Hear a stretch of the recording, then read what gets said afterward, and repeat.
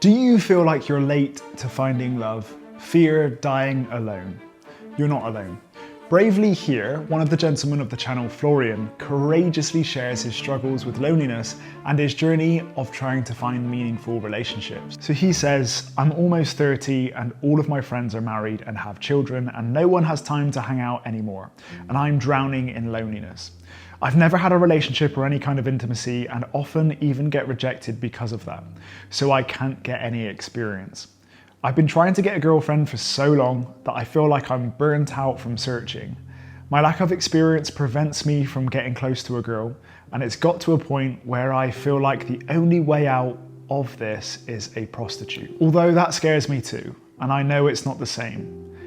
I'm scared of dying alone. So firstly, I want to say, Florian, I want to thank you for sharing your feelings vulnerably here.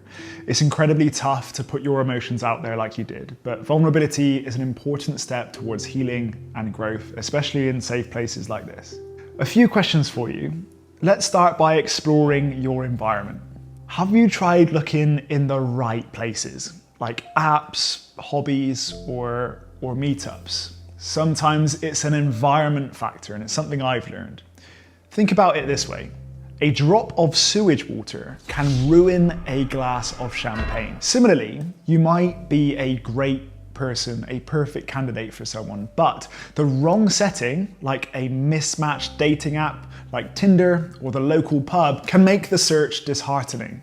Likely, these environments that breed questionable ethics, morals, and intent, and likely a place where true vulnerability does not thrive, it can really put you off, can't it? And it can lead to many rejections, not finding the one and the perfect candidate that's compatible for you. The beauty is, and it's what I've discovered myself, you can choose your arena, as it's termed by Brené Brown in her book, the place we must go to find the one that's gonna have the capacity for a loving, long-term relationship. Somebody who is willing to go to the depths with you, hit those depressive ends.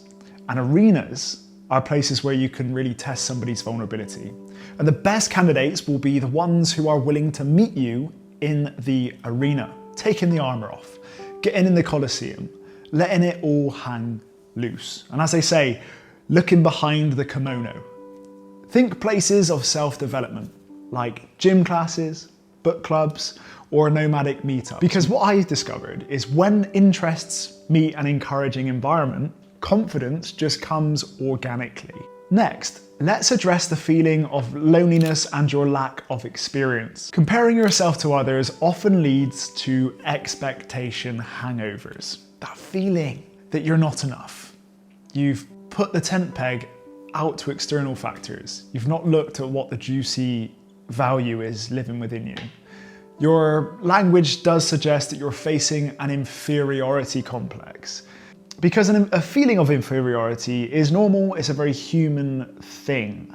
But when we get into complexes, we believe the world around us is more superior. Always measure ourselves up to everybody around us based on their results. Because what I see is you deem yourself incompetent. Feelings of inferiority are okay, as they are fleeting and can nudge us back into realignment and taking action where it's actually due. What isn't okay though is consistent fatigue, self-esteem dropping, and resentment as a result. So what we need to do is not to live life on other people's terms and live your life on yours. Because if you live life on other people's terms, you awaken the beastly shame within. Men are wired to compete on a value hierarchy.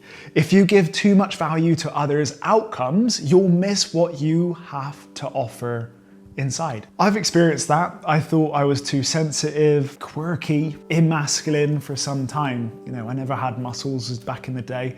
I used to think I was a bit of a geek. I played video games quite a bit, and I never found myself too attractive to the feminine eye. But then, until I saw that these very things were actually desirable traits as an adult, you can then create your narrative, not let society create that for you. For all you know, the men in marriages with kids could still feel the same emptiness. Try separating tangible outcomes from emotional states, because what I believe is they're mutually exclusive. Those who seem to have it all could be a persona, and actually miserable on the inside. Separating them is the best thing you can possibly do, because I think if we live by outer circumstances or outer trinkets and accolades, we're always chasing for something outside of us and we're never going to feel fulfilled. In my opinion, having a clean slate and the ability to choose a great partner for where you're at is better than committing to the wrong one and having to break up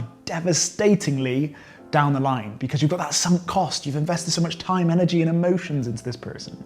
And cutting someone off or breaking away is much harder than taking a step into the right person, or at least taking a gamble on yourself and discovering a new relationship. I'm currently reading Notes from Underground by Dostoevsky, if I said that correctly. It's about a man spiraling downward, consumed by neurotic thoughts, and it is a bit of a dense read. But it does show you what the human psyche has the potential of. It's somebody who allows the inner victim to win way too many times than one. And it seems like this person here, the protagonist, wants to prove something to the world. This constant angst leaves him miserable and lonely. The story is a potent reminder of how living for external validation leads to misery. So, as hard as it sounds, brushing off your shoulder after every rejection, seeing what miracle you already are, and beginning from a place of gratitude makes you instantly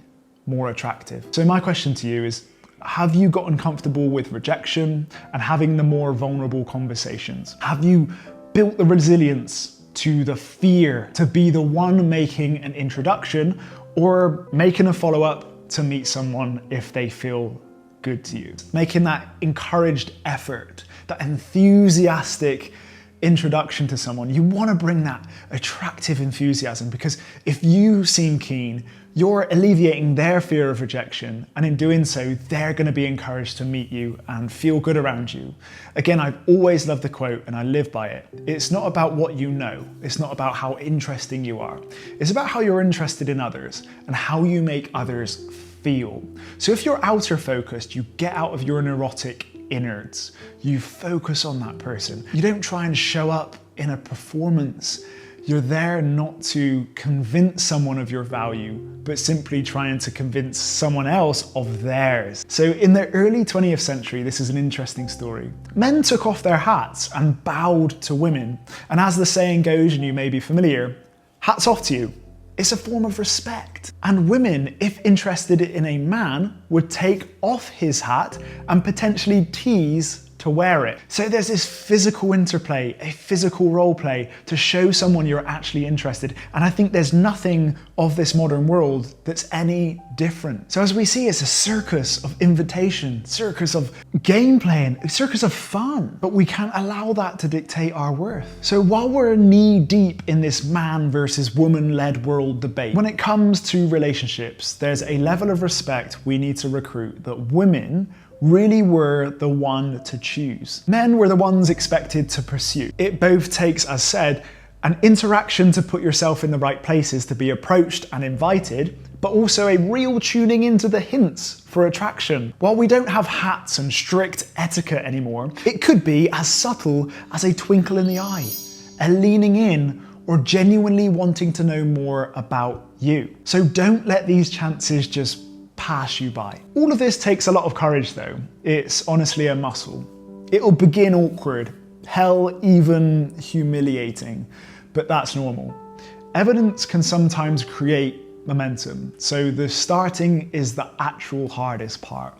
And just like a YouTube algorithm, the more you put yourself out there, the more raffle tickets you submit for the exponential growth curve, that being finding your life partner. The book Outliers by Malcolm Gladwell also makes true that an element of luck as to which generation you're born into can elevate your success.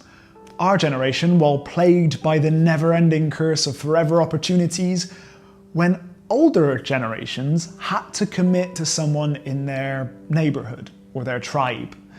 The tool of tech, if used to complement your meeting strategy, your options are endless. And this can be really helpful in that we look at rejection as redirection and not fatal. So it's a real benefit we have options if used wisely. Ultimately, remember, it starts with choosing yourself first. When you cultivate self-belief, you naturally become more attractive. Women often look for a man who believes in himself, is self-sufficient, especially since life is full of tests that they would want to depend on him for. Their desire is not for a contentious, flat, or toxic relationship, which occurs when the man needs to overcompensate or doesn't bring his secure masculine self to the relationship. They want a stable, trustworthy, and dependable man. There's a video here that goes deeper into the nice guy syndrome, and I know you can learn something from this. So the dependable man, in my opinion, begins with self-belief rather than overcompensating or faking it. Begin seeing with your own eyes why you're one of a kind by being you. In my story, my missus came around when I least expected it. After a hard time in a place that you'd least expect it. Bali, Canggu. It's known to be the LA of Indonesia. It's a place where there's lots of influencers, models, party culture, and a real transactional nature about it. On an app you'd least expect, Bumble. So if I can do it, you can too. Be open to being surprised, and more importantly than not, keep your faith in God. I hope this helps you, mate. And again, you're not alone. I struggle with some of this as well, and I'm sure a lot of viewers will too. So I hope your vulnerability will open up cracks to honest discourse, honest discussion. If you like this format, please do comment below openly and vulnerably. Join the arena below. I'd love to hear your comments, and anything that I can respond to, I'd love to help.